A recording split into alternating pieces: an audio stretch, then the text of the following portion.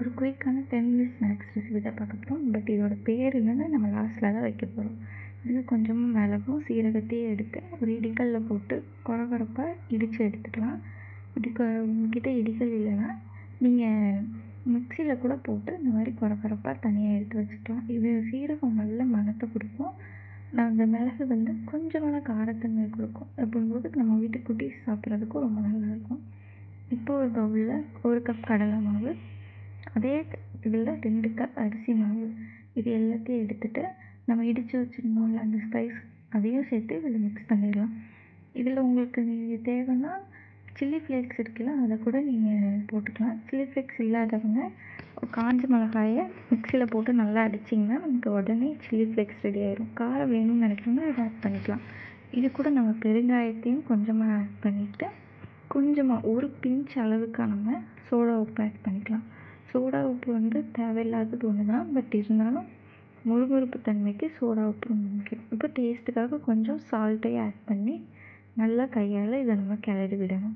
இது கிளறி விடும்போது உப்பு எல்லாமே நல்லா மிக்ஸ் ஆகி எல்லா பக்கமும் மாவில் ஈவனாக இருக்கும்.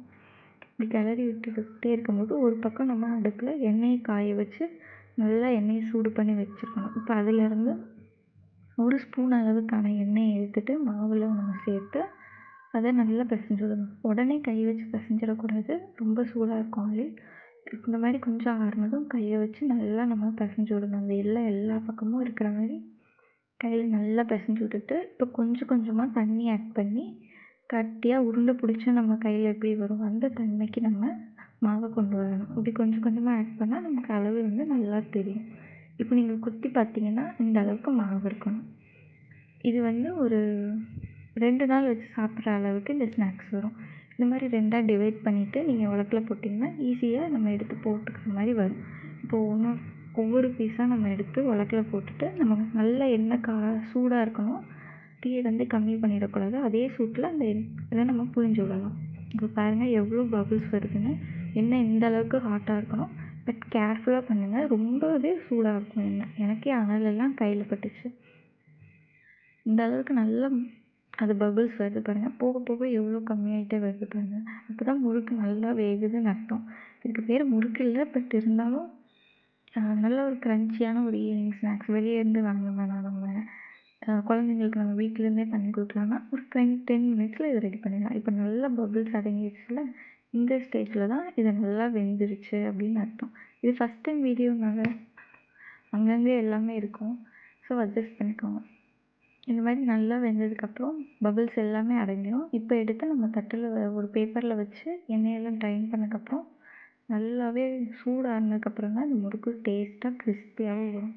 இப்போ ஆயிலை பாருங்கள் எவ்வளோ ஃப்ளாட்டாக இருக்குன்னு. இப்போ நான் மறுபடியும் அந்த முறுக்கு எடுத்து ஊற்றும் போது எவ்வளோ பபுள்ஸ் வருதுன்னு நீங்கள் பாருங்கள். வெயிட் பண்ணி ஆயில் கொஞ்சம் சூடாகட்டும். நம்ம ரெடி பண்ணியிருக்க பேட்டரியும் எடுத்து மறுபடியும் போட்டு மறுபடியும் பண்ணும்போது எவ்வளோ பபுள்ஸ் வருது பாருங்கள். இப்போ நான் சும்மா ஒரு பெரிய முறுக்கு மாதிரி ட்ரை பண்ணுவோம் அப்படின்னு சொல்லிட்டு ஒரே இதாக போட்டதுக்கு மேலேயே நான் சுற்றி விட்டுட்ருந்தேன்.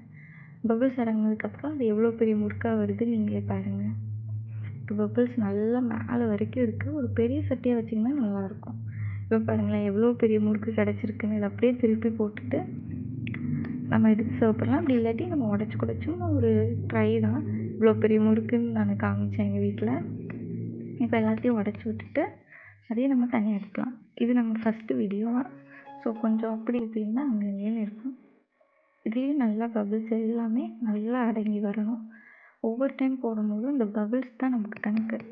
இது நல்லா அடங்கினதுக்கப்புறமா நம்ம எடுத்து சர்வ் பண்ண ஸ்டார்ட் பண்ணிடலாம். இந்த மாதிரி பண்ணும்போது குழந்தைங்களுக்கும் ரொம்ப பிடிக்கும்.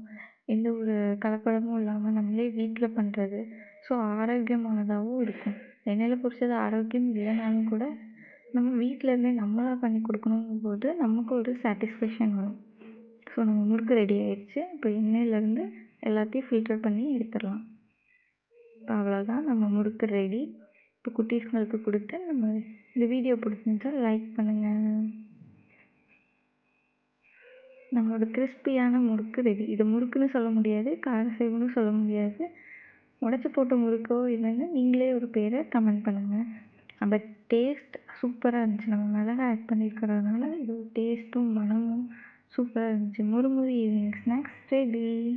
இது நீங்கள் டீ காஃபியோடு சாப்பிடும்போது சூப்பராக இருக்கும். கண்டிப்பாக இதை வீட்டில் செஞ்சு பாருங்கள். உங்களுக்கு எல்லாருக்கும் பிடிக்கும்னு நினைக்கிறேன். பாய்.